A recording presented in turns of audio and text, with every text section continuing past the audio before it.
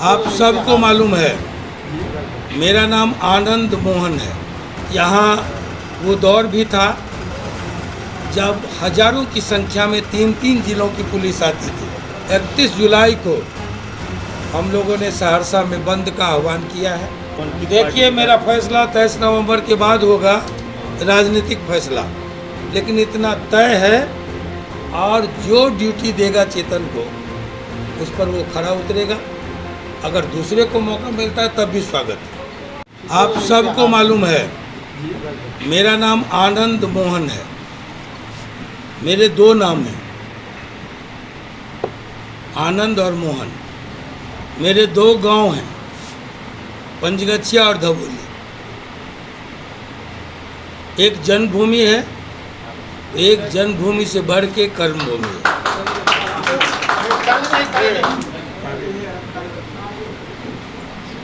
मैं इस गांव में बरसों रहा।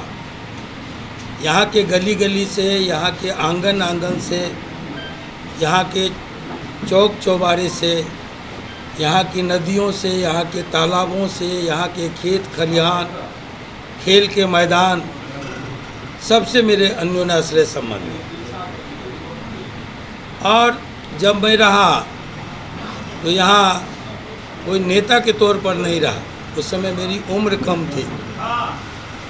मैं हर माँ का बतौर बेटा और हर बहन की सगा भाई से भी ज़्यादा बन के यहाँ रहा।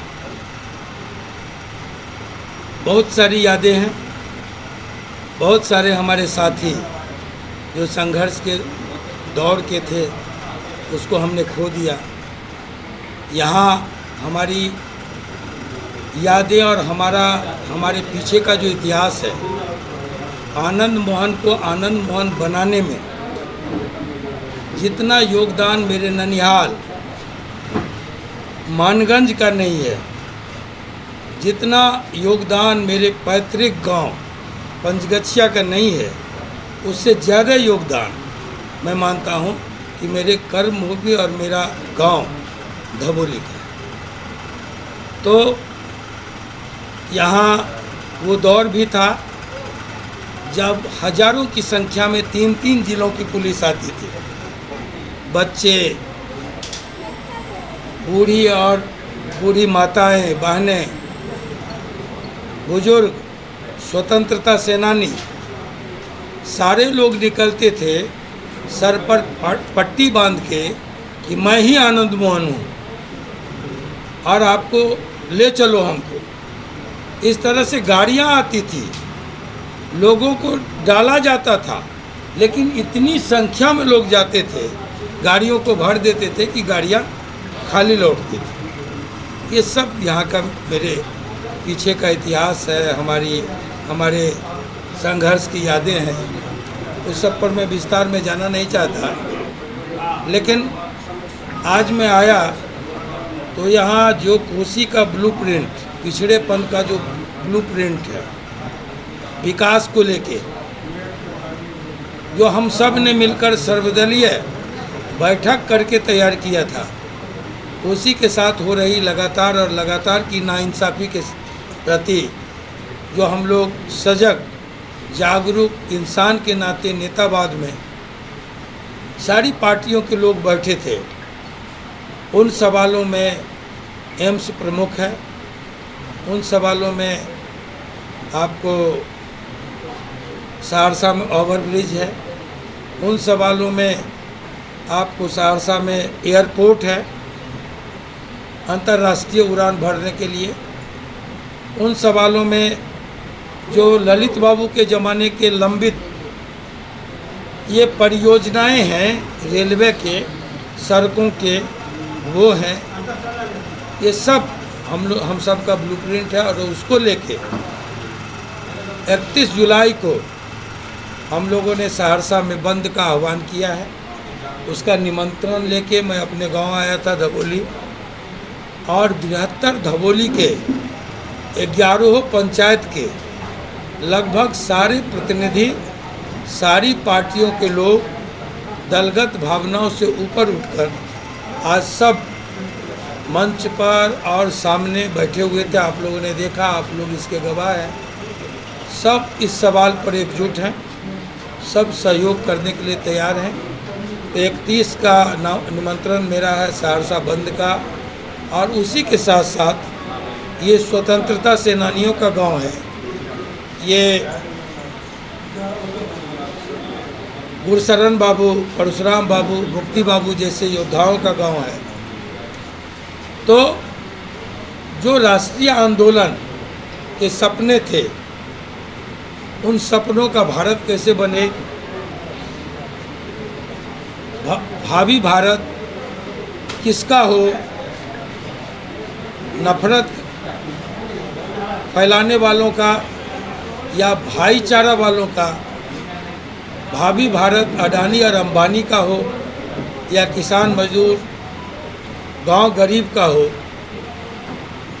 इस पर एक बड़ी रैली हमने 23 नवंबर को पटना गांधी मैदान में बुलाया है। उसका भी हकार लेके, उसका भी निमंत्रण लेके मैं आज धबोली आया था। हम लोग एक तो विलम्ब से आए, 2 बजे से कार्यक्रम था, जो अभी अभी ख़त्म हुआ है, अभी 8 बजने को है। लेकिन आप सब ने देखा लोगों में जो उत्साह, जोशो खरोश, हमारे जैसे नाचीज़ के प्रति जो स्नेह प्यार था, वो सब परिलक्षित हुआ। हम बिल्कुल मुतमईन हैं, हमें विश्वास है, भरोसा है कि दोनों कार्यक्रमों में 31 जुलाई के सहरसा बंद और 23 नवंबर के पटना की रैली को निमंत्रण जो हम देने आए हैं, उसमें बड़ी संख्या में नौजवान, बड़ी संख्या में यहाँ के लोग शिरकत करेंगे। से निकलने के बाद लगातार क्षेत्र दौरा कर रहे हैं, समर्थकों से मिल रहे हैं, कहीं ना कहीं लोकसभा चुनाव की तैयारी तो नहीं है? कोई एक क्षेत्र में तो नहीं घूम रहे हैं, देहरादून भी घूमे हैं, वहाँ तो चुनाव नहीं लड़ना है। हरिद्वार भी गए हैं, वहाँ तो चुनाव नहीं लड़ना है।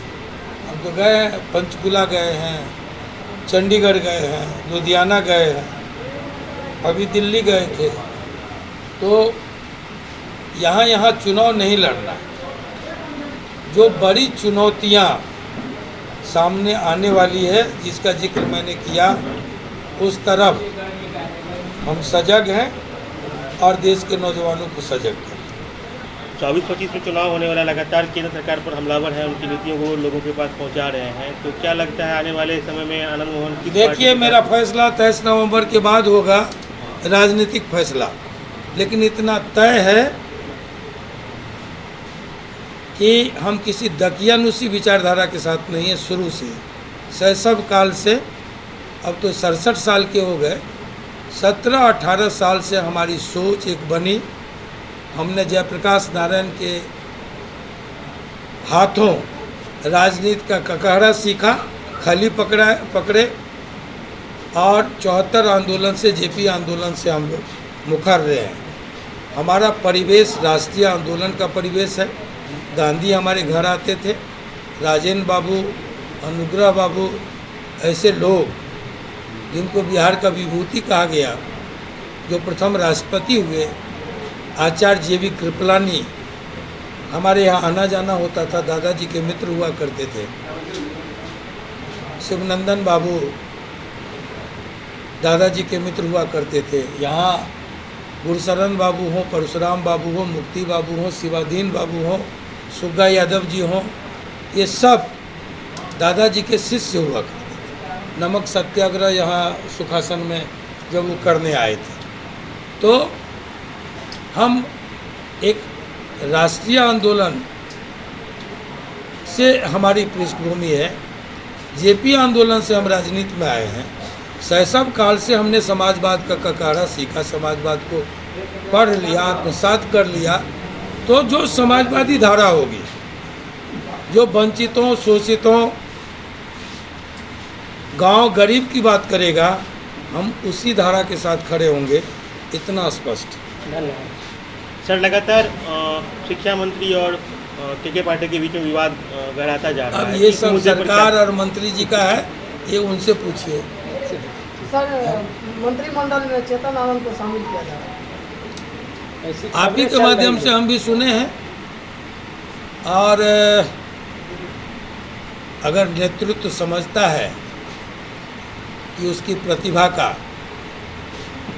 सदुपयोग करना है तो स्वागत है। मैं समझता हूँ नेतृत्व इसमें सक्षम है निर्णय लेने के लिए। हमारा कोई दबाव नहीं है कि न चेतन की पैरवी है, न हमारा कोई दबाव है। मैं समझता हूँ कि महागठबंधन के नेता लोग इतना सक्षम जरूर हैं कि वो प्रतिभाओं को पहचानने में उसकी काबिलियत की परख हमारे नेताओं में है, और जो ड्यूटी देगा चेतन को उस पर वो खरा उतरेगा। अगर दूसरे को मौका मिलता है तब भी स्वागत है। हमारी कोई शिकायत नहीं है, हमारा कोई ग्रीवांस नहीं है, हमारी कोई मांग नहीं है।